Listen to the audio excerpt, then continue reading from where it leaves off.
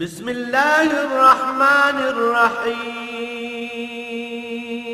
الرحمن علم القرآن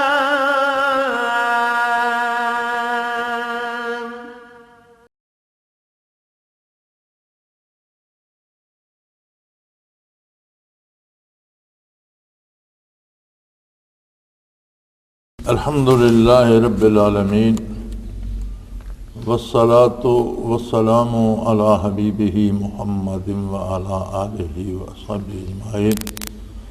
اعوذ باللہ من الشیطان الرجیم، بسم اللہ الرحمن الرحیم۔ الذین یبخلون ویأمرون الناس بالبخل ویکتمون ما آتاہم اللہ من فضلہ وَأَعْتَدْنَا لِلْكَافِرِينَ عَذَابًا مُهِينًا۔ وَالَّذِينَ يُنْفِقُونَ أَمْوَالَهُمْ رِئَاءَ النَّاسِ وَلَا يُؤْمِنُونَ بِاللَّهِ وَلَا بِالْيَوْمِ الْآخِرِ وَمَنْ يَكُنِ الشَّيْطَانُ لَهُ قَرِينًا فَسَاءَ قَرِينًا۔ وَمَاذَا عَلَيْهِمْ لَوْ آمَنُوا بِاللَّهِ وَالْيَوْمِ الْآخِرِ وَأَنْفَقُوا مِمَّا رَزَقَهُمُ اللَّهُ وَكَانَ اللَّهُ بِهِمْ عَلِيمًا۔ اللہم سبحانک لا علم لنا الا ما علمتنا انک انت العلیم الحکیم۔ مولائی صلی وسلم دائما ابدا علی حبیبک خیر الخلق کلہم۔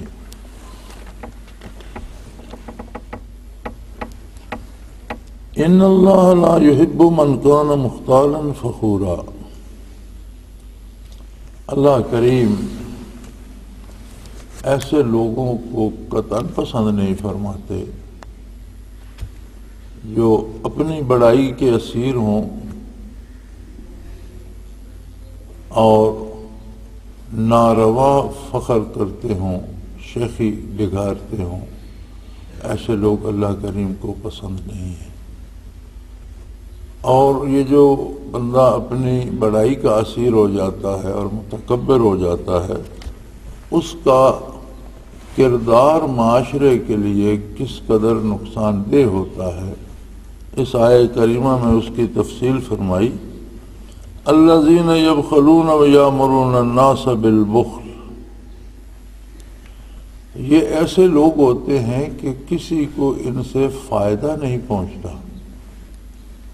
یبخلون، بخل کرتے ہیں، یعنی اگر صاحب مال ہیں تو مال میں بخل کرتے ہیں، صاحب علم ہیں علم میں بخل کرتے ہیں، صاحب اقتدار ہیں تو بجائے عدل کرنے کے، انصاف کرنے کے، ہیلے حوالوں سے اپنے اقتدار کو طول دینے کی کوشش کرتے ہیں۔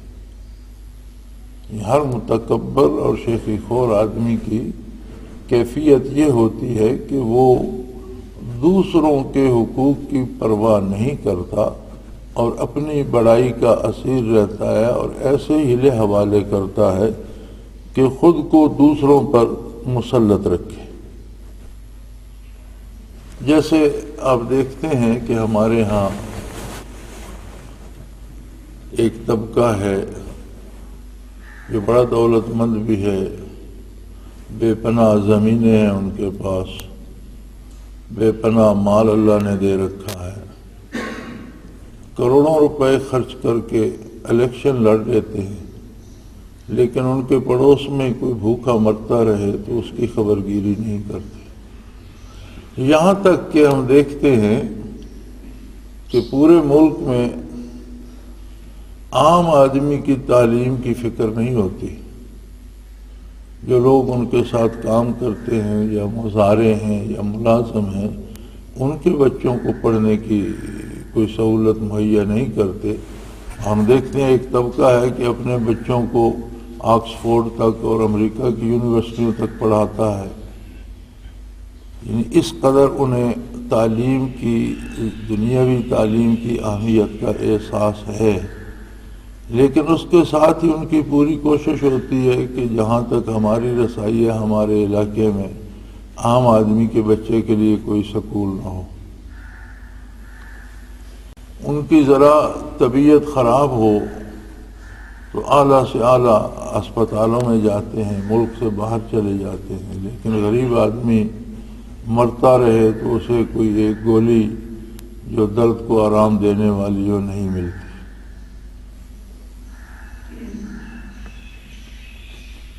یبخلون یعنی یہ بخل کرتے ہیں، دوسروں کو ان کے حقوق نہیں پہنچنے دیتے، اپنی جو انہوں نے فرضی بڑائی بنا رکھی ہوتی ہے اس کو ہمیشہ قائم رکھنے کے لیے اور اس کو بڑھاوا دینے کے لیے کوشش کرتے ہیں۔ وَيَأْمُرُونَ النَّاسَ بِالْبُخْلِ اور دوسروں کو بھی اسی کی تعلیم کرتے ہیں، آنے والی نسلوں کو بھی اسی کی تعلیم کرتے ہیں، جو دوست احباب یا جو ان کا طبقہ احباب ہوتا ہے اس کو بھی اسی کی تعلیم کرتے ہیں۔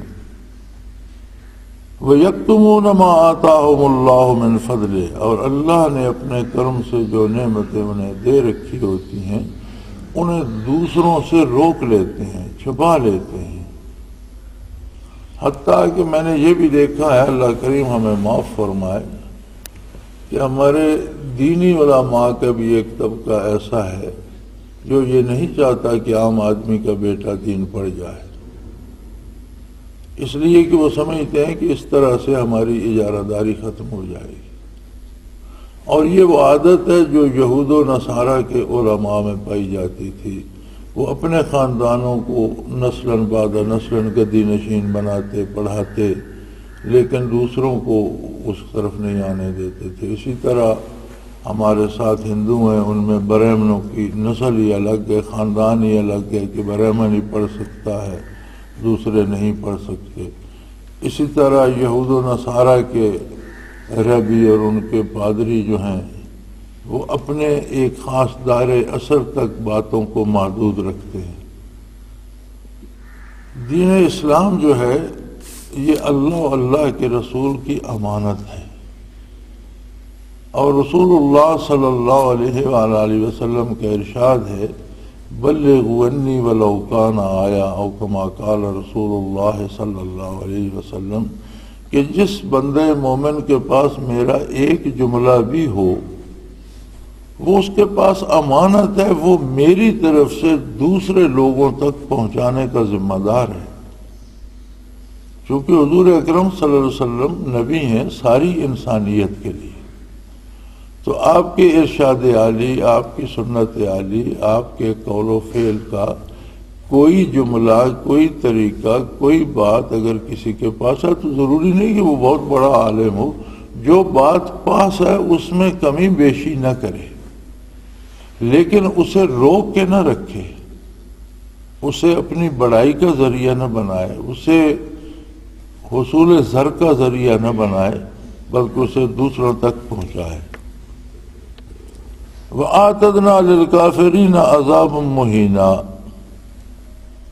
اور فرمایا وہ یہ نہیں سوچتے کہ اللہ کے دیے ہوئے مال کو دوسروں سے چھپانا اور دوسرے کے حقوق غصب کر کے مال جمع کرنا اور دین کو چھپانا، اس میں آمیزش کرنا، پیسے لے کر غلط باتیں پھیلانا، غلط رسومات کو، رواجات کو دین کے نام پہ شائع کرنا، یہ سارے اطوار مومنین کی نہیں ہو سکتے۔ یہ عادتیں تو ان کی ہیں جنہیں نور ایمان نصیب نہیں ہے۔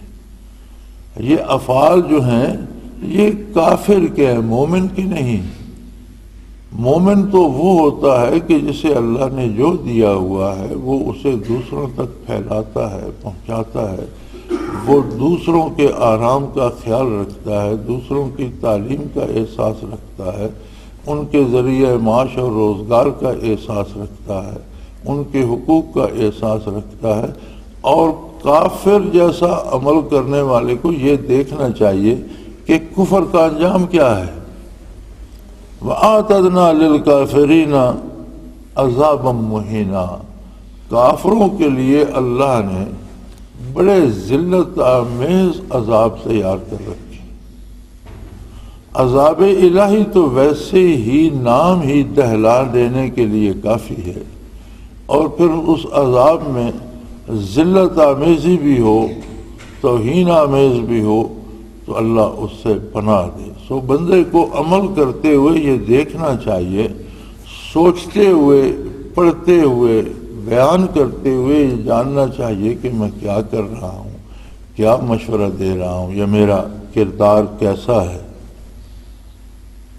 والذین ينفقون اموالهم رئاء الناس ولا يؤمنون باللہ ولا بالیوم الآخر۔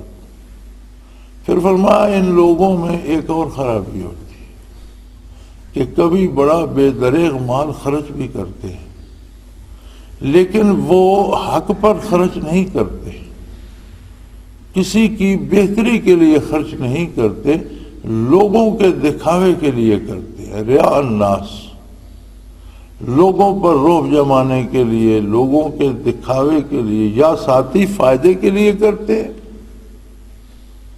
اور یا پھر دکھاوے کے لیے کرتے ہیں، لوگوں پر اپنا رعب جمانے کے لیے کرتے ہیں۔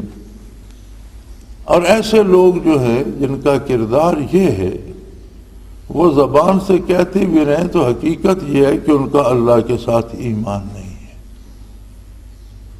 اگر انہیں اللہ پر ایمان نصیب ہوتا اور آخرت پر ایمان نصیب ہوتا تو یقیناً وہ اللہ کے نبی صلی اللہ علیہ وسلم کا اتباع کرتے، آپ کی غلامی کرتے، اور اللہ کی مخلوق کے حقوق کا لحاظ کرتے، اللہ کی رضا جوئی چاہتے کہ کس کام میں اللہ کریم راضی ہے۔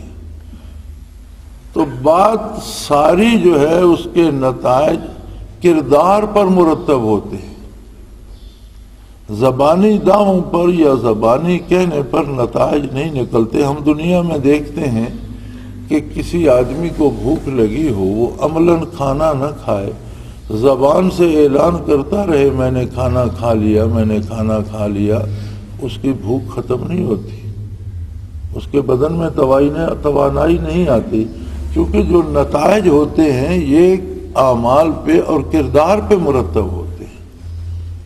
تو نام اگر کسی نے دین محمد بھی رکھ لیا ہے، لیکن اس کا کردار جو ہے وہ مومنوں جیسا نہیں ہے، تو وہ نام اس کے کام نہیں آئے گا۔ حقیقت یہ ہے کہ اللہ کے ساتھ ایمان، آخرت پر ایمان، اللہ کے رسول صلی اللہ علیہ وسلم کی اطاعت پہ مجبور کر دیتا ہے، کوئی دوسرا چارہ رہ نہیں جاتا، یعنی کوئی دوسرا طریقہ، کوئی دوسرا راستہ، کوئی اس میں سمجھوتوں کی گنجائش نہیں رہتی، بلکہ پورے خلوص کے ساتھ اتباع رسالت پناہی کرنا پڑتا ہے۔ اور ان کا مسئلہ یہ ہے کہ جب انہوں نے ان کے دلوں میں یقین کی کمی ہوئی اور ان کے کردار میں کافرانہ اعمال غالب آئے تو شیطان ان کا رفیق کار بن جاتا ہے۔ شیطان ان کے ساتھ پکا نتھی ہو جاتا ہے، وہی انہیں مشورے دیتا ہے اور وہی انہیں ابھارتا رہتا ہے، اور یہ مزید برائی میں دھستے چلے جاتے ہیں۔ تو فرمایا وَمَن يَكُنِ الشَّيْطَانُ لَهُ قَرِينًا، جس بندے کے ساتھ شیطان کی قربت ہو گئی اور دوستی ہو گئی اور جس کے ساتھ شیطان لگ گیا، فَسَاءَ قَرِينًا، تو یہ بہت برا مسا ہے، بہت برا ساتھی ہے۔ شیطان تو کافر سے بھی رعایت نہیں کرتا، اسے بھی مزید گناہوں کی دلدل میں دھکیلتا چلا جاتا ہے کہ شیطان نوع انسانی کا دشمن ہے۔ تو چہ جائے کہ بندہ ایمان کا دعویٰ رکھ کر اس سے دوستی کرے اور اپنے کردار کو دیکھے۔ دو ہی واضح راستے ہیں، دو ہی جماعتیں ہیں، دو ہی ملتیں ہیں، دو ہی قومیں ہیں، دو ہی طبقے ہیں، حزب اللہ اور حزب الشیطان۔ اللہ کا لشکر ہے حزب اللہ، اور ہر اطاعت گزار بندہ اللہ کا سپاہی ہے۔ دوسرا لشکر شیطان کا ہے، تیسرا کوئی طبقہ نہیں ہے، تیسری کوئی قوم نہیں ہے۔ نبی کریم صلی اللہ علیہ وآلہ وسلم کا ارشاد عالی ہے کہ الکفر ملت واحدہ، کفر ایک ہی ملت ہے، آگے ان میں اختلاف ہوں، ان کے عقیدے مختلف ہوں، ان کے طریقے عبادت مختلف ہوں، لیکن سب میں قدر مشترک جو ہے وہ کفر ہے، لہذا کافر سارے ہی کافر ہوتے ہیں، مومن سارے ہی مومن ہوتے ہیں، اور مومن کو زیب نہیں دیتا کہ وہ کافر کا کردار اپنا ہے۔ نتائج کردار پہ مرتب ہوتے ہیں، تو مومن کو یہ دیکھنا چاہیے کہ کفر کی دو مصیبتیں، ایک تو یہ ہے کہ زندگی میں شیطان جو ہے وہ اس کا مصاحب اور ساتھی بن جاتا ہے۔ ان الشیاطین لیوحون الی اولیائہم، شیاطین اپنے ساتھیوں کو مشورے دیتے ہیں، باتیں بتاتے ہیں، طریقے بتاتے ہیں، یہ کر لو وہ کر لو، اور جو شیطان جس کا مصاحب بن جاتا ہے وہ اس کے لیے اسے کھینچ کر وہ کفر میں لے جاتا ہے، اور کفر کے لیے اللہ نے بڑے ذلت آمیز عذاب تیار کر رکھے۔ وَمَاذَا عَلَيْهِمْ لَوْ آمَنُوا بِاللَّهِ وَالْيَوْمِ الْآخِرِ، فرمایا مشکل کام جو ہے وہ جرم کرنا ہے، مشکل کام جو ہے وہ برائی کرنا ہے،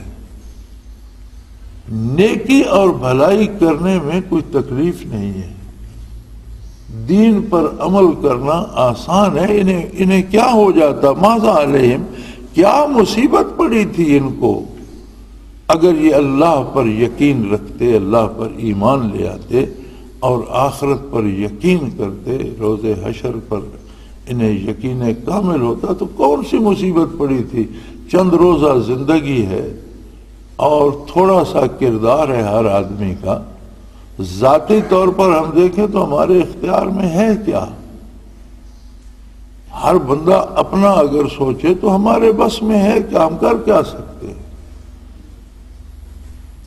ہم تو بمشکل صبح کو شام کرتے ہیں، اور ہماری بڑی ہمت یہ ہوتی ہے کہ بچوں کے لیے روزی پیدا کر لیں یا اپنے لیے زندگی کا سامان پیدا کر لیں، اور اس میں ہماری زندگی بیت جاتی ہے۔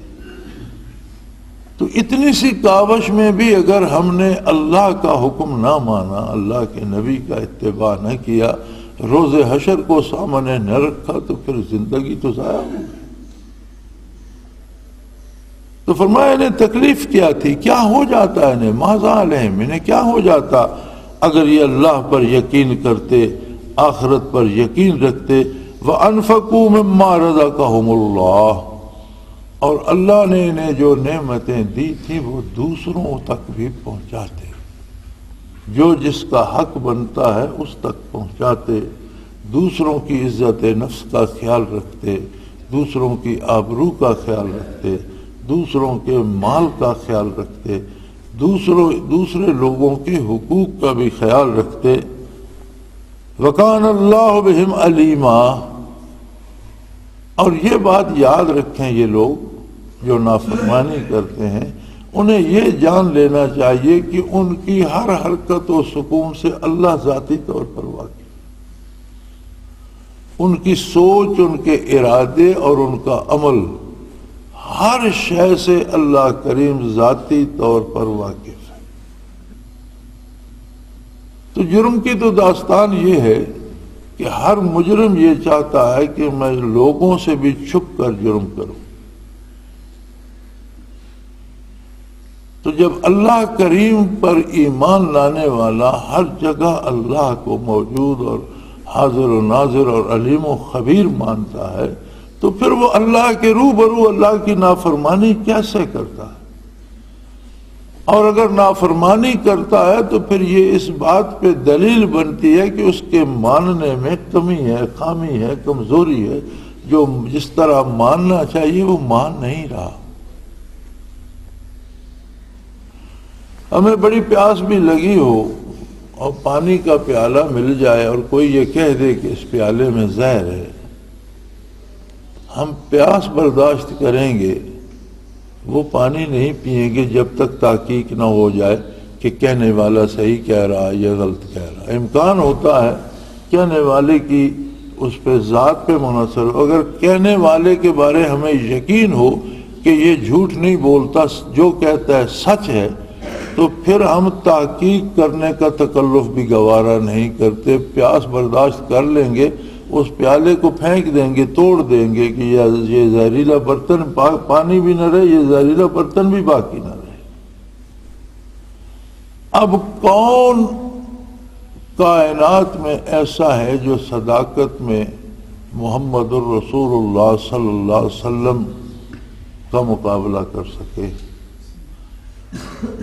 اللہ کا وہ حبیب صلی اللہ علیہ وسلم جس سے اس کے سب سے بڑے دشمن بھی صادق اور امین کے نام سے پکارتے تھے، جس کی صداقت پر دشمنوں نے بھی گواہی دی، اور جس کے ارشاد پر اللہ کریم نے بڑی خوبصورت گواہی دی، فرمایا ما ینطق عن الہوی، دین کا کوئی حکم، دین کی کوئی بات، کوئی امر و نہی جو ہے میرا حبیب اپنی خواہش سے بیان نہیں فرماتا۔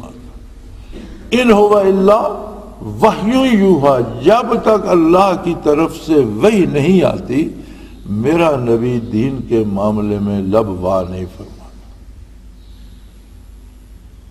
تو جب یہ یقین ہو کہ اس زبان حق ترجمان سے اللہ کا کلام جاری ہے، قرآن ہے تو ہم تک اسی زبان حق ترجمان سے پہنچا، حدیث ہے تو وہی الہی ہے، وہ بھی اللہ کا کلام ہے، الفاظ محمد الرسول اللہ کے ہیں، مفاہیم اللہ کے ہیں، تو اتنا اصدق الصادقین ایک عمل کے بارے ہمیں منع فرما رہا ہے کہ یہ نہ کرو، کرو گے تو اللہ کی بارگاہ سے دور ہو جاؤ گے، تو پھر کس جرأت سے ہم وہ کام کرتے ہیں؟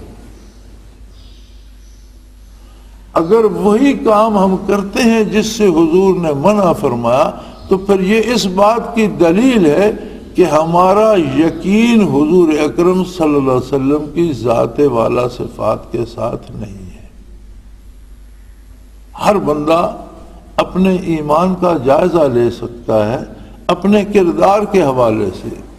انسان کی ایک بڑی مصیبت یہ ہے، میرے سمیت ہم سب دوسروں کے عیب تلاش کرتے رہتے ہیں، فلاں نے یہ کر دیا، فلاں نے فلاں جگہ جھوٹ بولا، فلاں نے فلاں کی چوری کر لی، فلاں کے پیسے کھا، یہ سارا دن ہم کرتے ہیں۔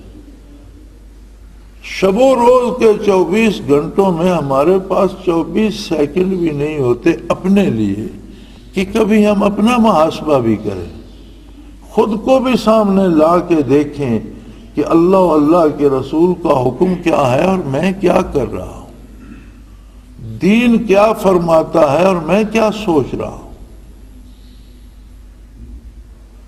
آپ کیا سمجھتے ہیں کہ ہم یہاں سب کلمہ گو ہیں، الحمدللہ سب مسلمان ہیں، اللہ سب کا اسلام قبول فرمائے، لیکن یہ جو لوگ عبادت گاہوں میں بم چلا کے لوگوں کو قتل کر رہے ہیں، انہیں کو خیال ہے کہ حضور اس بات سے خفا ہوں گے، اللہ ناراض ہوں گے اور اس کی سزا دیں گے؟ یہ جو دن دہاڑے ڈکیتیاں ہو رہی ہیں، دکاندار لوٹے جا رہے ہیں، مسافر لوٹے جا رہے ہیں،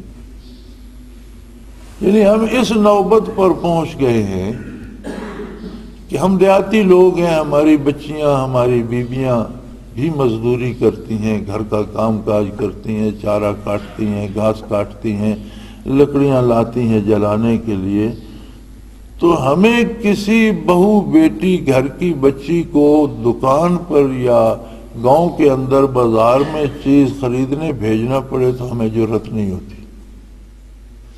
اس بچی کو ہم جنگل میں بے دھڑک بھیج دیتے، یعنی ہمیں درندوں سے ڈر نہیں لگتا، انسانوں سے ڈر لگتا۔ ہم اس گمراہی پر پہنچ گئے ہیں کہ درندے جہاں جنگل میں ہیں، جھاڑیاں ہیں، ویرانہ ہے، وہاں ہم بچیوں کو بھیج دیتے ہیں گھاس کاٹنے کے لیے، لکڑیاں لانے کے لیے، چارہ کاٹنے کے لیے، فصل کاٹنے کے لیے۔ اسی بچی کو ہم دکاندار کے پاس سودا لینے بھیجتے ہوئے ڈرتے ہیں، کہتے ہیں بیٹا تم بیٹھو میں لے کے آتا۔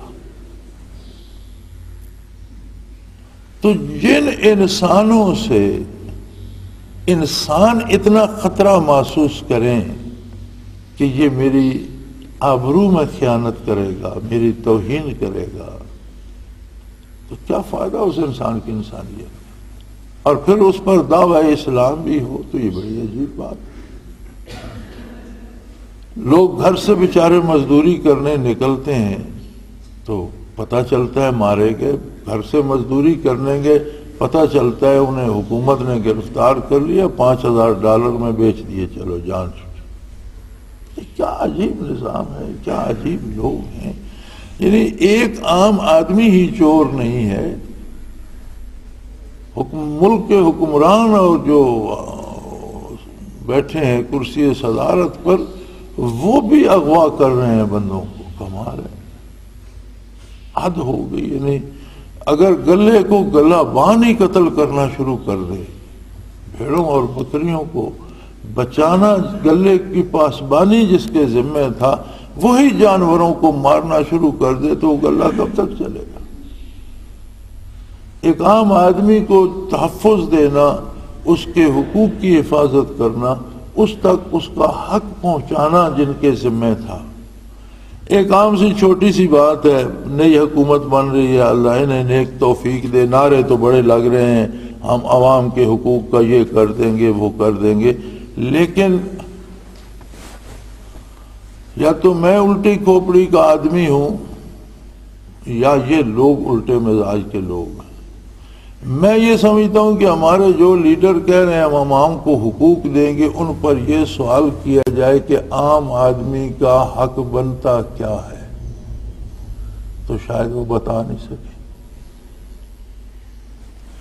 مومن تو مومن، کوئی غیر مسلم بھی جو اس ملک کا شہری ہے، اس کا حق بنتا ہے کہ اس کی جان کی حفاظت کی جائے، اس کا حق بنتا ہے کہ اس کے مال کی حفاظت کی جائے، اس کا حق بنتا ہے کہ اس کی آبرو کی حفاظت کی جائے، اس کا حق بنتا ہے کہ اسے علاج و معالجے کی مساوی سہولتیں حاصل ہوں، جو امراء کو ہیں وہ عام آدمی کو بھی ہوں۔ اس کا حق بنتا ہے کہ اس کے بچے کو تعلیم کی اور تربیت کی سہولت حاصل ہو، جبکہ یہاں ہم دیکھتے ہیں لاہور ایچیسن کالج میں کتنے بچے پڑھا رہے ہیں، ایبٹ آباد برنہال میں کس کس کا بچہ پڑھ رہا ہے۔ حد یہ ہے کہ عام ملازمین جو ایچیسن یا برنہال میں ہیں ان کے بچے بھی باہر ٹاٹ کے سکولوں پہ پڑھتے ہیں، غریب کا بچہ خواہ وہ اس ادارے میں ملازم ہے وہاں نہیں پڑھ سکتا۔ تو جہاں نظام ایسا ہے وہ حقوق کیا دیں گے؟ غریب آدمی کا مکان گر جاتا ہے بارشوں، اور یہ میں نے دیکھا، بارشیں ہوئیں، غریبوں کے مکان گر کے 5,000 روپے قرض دیا گورنمنٹ نے کہ یہ مکان مرمت کر لو، 8, 10, 12 سال پہلے کی بات ہے۔ اس 5,000 میں پتہ نہیں سود کتنا بنا، اور کتنے ایسے لوگ تھے جنہیں حکم آیا کہ تمہارے مکان جو ہیں یہ ضبط کر کے نیلام کیے جائیں گے۔ ان غریبوں نے ان کے پاس جو تھوڑے مرلے زمین کے تھے وہ بیچ کر اور وہ سود سمیت رقم لوٹا کر جان چھڑائی، اور رقم تھی 5,000۔ آپ پچھلے 1 سال کی فہرست منگوا لیں کہ طبقے امراء میں کتنے کھرب قومی خزانے سے امیروں نے قرض لیا جو حکومت نے معاف کر دیا۔ یعنی جنہیں اربوں روپے دیتے ہیں، 21 ارب، 50 ارب، ان کے معاف ہو جاتے ہیں، اور جسے 5,000 دیتے ہیں اس کا مکان نیلام ہو جاتا ہے۔ کیا یہی حقوق کی مساوات ہے؟ جو حکومت جا رہی ہے اس کے تو یہ کار ہے نمایاں سامنے ہے، اور اللہ کریم فرماتے ہیں کہ اس کردار کے لوگ دعویٰ کرتے رہیں، کردار ظالمانہ ہے، ظلم کافر کرتا ہے، مومن نہیں کرتا، نتائج وہ بھگتنے پڑیں گے جو کافر کو بھگتنے پڑیں گے۔ اور فرمایا یہ بات یاد رکھیں، یہ نہ سمجھیں کہ ہم بڑی اونچی کرسی پہ بیٹھے ہیں، عام آدمی کو کیا پتا ہم کیا ہیرا پھیری کر رہے ہیں۔ 9 سال ہم سنتے رہے کہ ملک کی اقتصادی حالت بہت بہتر ہو گئی، اتنے ارب ڈالر خزانے میں جمع ہو گئے ہیں، ملک خوشحال ہو گیا۔ اور ہمیں بتایا یہ جاتا تھا کہ دیکھو پہلے لوگوں کے پاس کوئی اتنے موبائل ہوتے تھے، ہر آدمی کے پاس موبائل فون ہے۔ پہلے گاؤں میں کوئی اتنی گاڑیاں ہوتی تھی، ہر گاؤں میں کاریں ہیں، ہر بندے کے پاس موٹر سائیکل، لوگ خوشحال ہو گئے۔ اب پتہ چلا، جب تبدیلی آئی تو پتہ چلا جی وہ خزانہ تو خالی پڑا ہے، یہ سارا تو قرض تھا جس میں سے زیادہ تو حکمران کھا گئے اور کچھ لوگوں کے حصے میں بھی آیا۔ 9 سال جس اقتصادی ترقی کا ڈنڈورا پیٹا جا رہا، وہی صدر صاحب آج بھی موجود ہیں، اور وہ خود کہتے ہیں کہ ملک معاشی طور پر تباہ ہو گیا۔ کمال ہے، جو 9 سال گردان کرتے رہے وہ آپ ایک لمحے میں بھول گئے اور بالکل بات ہی بدل دی۔ تو یہ سارے فتوے صرف غریب آدمی کے لیے رہ گئے ہیں، سارے جرائم غریب کے لیے رہ گئے ہیں، ساری تہمتیں الزام غریب کے لیے رہ گئے ہیں۔ اور یہ جو اپنے آپ کو عرش نشین سمجھتے ہیں، یہ کس دنیا کی مخلوق ہیں؟ یہ فرشتے ہیں، آسمانوں کے باسی ہیں، ہمارے جیسے انسان ہیں۔ یہی اناج ان کی بھی غذا ہے، اسی مٹی کے یہ بھی بنے ہیں، اور اسی 4.5 ہاتھ زمین میں انہیں بھی کل دفن ہونا ہے۔ اور یہ بات بھول جائیں کہ جی پبلک کو پتہ نہیں لگنے دیتے ہم، اور یہ کر لیتے ہیں، لوگوں کو سمجھ نہیں آنے دیتے، یہ کر لیتے ہیں۔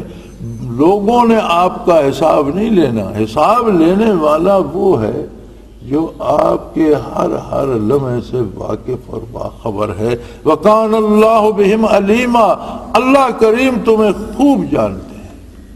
کوئی حرکت تمہاری، کوئی فعل، کوئی عمل، کوئی سوچ، کوئی ارادہ اللہ سے پوشیدہ نہیں ہے۔ اور یہ بھی نہیں ہے کہ اللہ کسی سے زیادتی کرے گا اور تمہیں خواہ مخواہ سزا دے گا، ایسا نہیں ہو سکتا۔ ان اللہ لا یظلم مثقال ذرہ، چھوٹے سے چھوٹی مقدار رائی سے بھی کم تر اللہ کریم کسی پر زیادتی نہیں کرتا، یہ اس کی شان کے خلاف۔ وہ عدل کرتا ہے، لیکن اس کے عدل کے سامنے اپنے آپ کو پیش کرنے کی تیاری کرو، عدل میں وہ کسر نہیں چھوڑے گا۔ اور وہ ایسا کریم ہے، یعنی سودا جو ہے وہ بڑا مزے کا ہے۔ ان تک حسنۃ یضاعفھا ویؤت من لدنہ اجرا عظیما، اگر کوئی نیکی کرتا ہے تو وہ نیکی تھوڑی ہوتی ہے، جو بدلہ اللہ دیتا ہے وہ اس سے کروڑوں گنا زیادہ ہوتا ہے۔ اور کوئی زیادتی کرتا ہے، ظلم کرتا ہے، تو اس کی سزا بڑھا کے نہیں دیتا، اس ظلم کے لیے جو مقرر ہے وہی سزا دیتا ہے، زیادتی نہیں کرتا۔ حضرت عبداللہ ابن مبارک رحمۃ اللہ تعالی علیہ ایک ولی اللہ تھے، صاحب حال تھے، اور صوفیاء میں ان کا بہت بلند مقام ہے، اور بہت امیر آدمی تھے۔ تو توشہ خانے میں اللہ کی دی ہوئی نعمتوں کا انبار لگا رہتا تھا۔ تو ایک دن کوئی خاتون ان کے پاس حاضر ہوئی، اور اس کے ہاتھ میں ایک چھوٹی سی پیالی سی تھی کہ حضرت میرا بیٹا بیمار ہے، طبیب نے بتایا ہے کہ اسے شہد کھلاؤ، یا کوئی دوائی دی ہے شہد میں ملا کر دینے کو، تو مجھے کچھ تھوڑا سا شہد عطا ہو جائے، تو بچے کی دوا کے لیے مجھے چاہیے، خریدنے کی مجھ میں سخت نہیں ہے۔ تو انہوں نے اپنے کارندے کی طرف دیکھا، تو قاعدہ یہ ہوتا تھا کہ یہ جو بکری کے بچے چھوٹے ذبح ہوتے ہیں ان کی کھالوں کے مشکیزیں بنا لیتے تھے، اور ان میں شہد محفوظ رکھا جاتا تھا، تو اس میں 18-20 کلو شہد آ جاتا تھا، جو شہد بھاری ہوتا ہے۔ تو انہوں نے اپنے اس کارندے کی طرف دیکھا اور اسے حکم دیا کہ اندر سے شہد کا ایک مشکیزہ لے آؤ۔ وہ توشہ خانے سے جا کے ایک مشکیزہ اتار کے لے آیا۔ آپ نے فرمایا اس خاتون کو دے دو، اللہ تیرے بچے کو شفا دے، یہ شہد لے جا۔ وہ دعائیں دیتی چلی گئی۔ تو جو ساتھ بیٹھے تھے انہوں نے پوچھا حضرت اس تو وہ تو ایک پیالی لائی تھی، اسے ایک شٹانگ یا آدھ پو شاید چاہیے تھا، آپ نے اس کے کندھے پہ 20 کلو رکھ دیا۔ فرمایا مجھے اللہ سے حیا آ گئی کہ وہ جو مانگ رہی تھی وہ اپنی حیثیت کے مطابق مانگ رہی تھی، اس کے لیے ایک شٹانگ یا آدھ پو بھی بڑا قیمتی تھا، کیونکہ وہ اسے خریدنے کی سکت بھی نہیں رکھتی۔ اور میرے پاس تو ایسے 20 مشکیزیں ہیں، مجھے شرم نہ آتی کہ میں اسے ایک شٹانگ دیتا۔ تو اللہ کریم کیا فرماتے کہ میں نے تجھے کتنا دے رکھا ہے، تو اتنا کنجوس ہے کہ میرے ایک بندے کو اس میں سے نہیں دیتا۔ اس نے اپنی حیثیت کے مطابق سوال کیا، میں نے اپنی حیثیت کے مطابق اسے عطا کر دیا۔ اگر اللہ کے بندوں کا یہ عالم ہے تو فرمایا پھر سوچو کہ اللہ نیکی کا بدلہ کتنا دے گا۔ فرمایا تم گن نہیں سکتے، وَإِن تَكُ حَسَنَةً، اگر تم کوئی چھوٹی سی نیکی بھی کرو گے، یضاعفھا، اللہ اسے بڑھا کر تم کرو گے اپنی حیثیت کے مطابق، وہ عطا کرے گا اپنی شان کے مطابق۔ جب وہ نیکی کا بدلہ دے گا تو وہ اپنی شان کے مطابق دے گا۔ وَيُؤْتِ مِن لَّدُنْهُ أَجْرًا عَظِيمًا، وہ اپنی طرف سے اتنا دے گا کہ تم صرف یہی سمجھ سکو گے کہ بہت بڑا اجر ہے، گن اور شمار نہیں کر سکو گے، یہ تمہارے بس میں نہیں ہوگا کہ تم اسے شمار کر، تم یہی کہو گے کہ بہت زیادہ ہے، بہت ہی زیادہ ہے، بہت ہی بڑا معاوضہ مجھے دیا گیا۔ تو فرمایا پھر حیرت ہے، اتنے کریم رب کا حکم چھوڑ کر یہ شیطان کی بات مانتے ہیں جو انہیں لے کے دوزخ میں جاتا ہے، کیوں کرتے ہیں ایسا؟ سو میرے بھائی، بندے کو اپنے کردار، اپنی سوچ، اپنے ارادوں کا جائزہ لیتے رہنا چاہیے۔ سیدنا فاروق اعظم رضی اللہ تعالی عنہ فرمایا کرتے تھے کہ اپنا حساب اس دن سے پہلے کرو جب تم سے حساب لیا جائے گا۔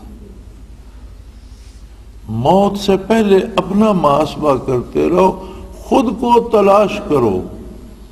دنیا میں سب سے اچھا انسان وہ ہے جو اپنے آپ کو تلاش کر لیتا ہے کہ میں کہاں ہوں، اور جو غلط کام ہو، جو غلط جگہ قدم ہو، وہ اٹھا لیتا ہے، توبہ کر لیتا ہے اور اپنی صحیح جگہ پہ آ جاتا ہے جو اس کے لیے بحیثیت مومن اللہ اور اللہ کے رسول صلی اللہ علیہ وسلم نے مقرر فرمائی ہے۔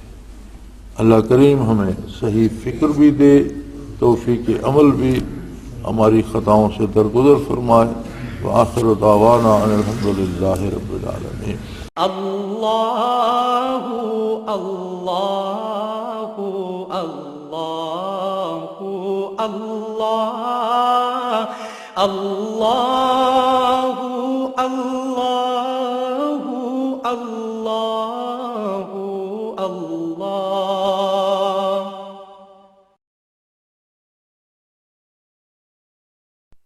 حضرت امیر محمد اکرم آوان مد ظلہ العالی دارالعرفان منارہ ضلع چکوال میں سالہ سال سے قرآن و حدیث کے اوپر خطابات کر رہے ہیں اور سلسلہ نقشبندیہ اویسیہ کے مطابق لوگوں کو ذکر الہی کی تربیت دے رہے ہیں۔ وہ قرآن پاک کی تفسیر ترتیب وار بیان کر رہے ہیں۔ تفسیر قرآن کو وہ موجودہ ملکی اور بین الاقوامی حالات کے مطابق بیان کرتے ہیں۔ موٹر وے سے کلر کہار کے انٹرچینج سے نکلتے ہوئے، کلر کہار کی جھیل سے ہوتے ہوئے، میانی، بوچھال اور نور پور سے گزرتے ہوئے دارالعرفان منارہ پہنچ سکتے ہیں۔ حضرت امیر محمد اکرم آوان نے بچیوں اور بچوں کی دینی اور دنیاوی تعلیم کے لیے سقارہ اکیڈمی کے نام سے ایک درسگاہ بھی قائم کی ہے، جس کا افتتاح ملک پاکستان کے صدر جنرل محمد ضیاء الحق نے اپنے دست مبارک سے کیا تھا۔ وہ تمام احباب جو اسلام کی طلب رکھتے ہیں ان سے گزارش ہے کہ دارالعرفان منارہ ضلع چکوال میں امیر محمد اکرم آوان صاحب کے خطابات سے مستفید ہوں۔ وہ ہر جمعے کو نماز سے پہلے بیان فرماتے ہیں۔ ہر ماہ کی پہلی اتوار کو ماہانہ اجتماع ہوتا ہے جس میں آپ خصوصی خطاب فرماتے ہیں اور پاکستان کے چاروں صوبوں سے احباب اس اجتماع میں شرکت کرتے ہیں۔ اس کے علاوہ یہاں سال میں 2 مرکزی اجتماعات بھی ہوتے ہیں، ایک رمضان المبارک میں اعتکاف کا اجتماع اور دوسرا جولائی اور اگست میں 40 دن کا اجتماع ہوتا ہے جس میں روحانی تربیت کی جاتی ہے۔ اپنا خون سیماب دے کر اتنا ہم کر جائیں گے، نام آقا کا چمن میں پھر رقم کر جائیں گے۔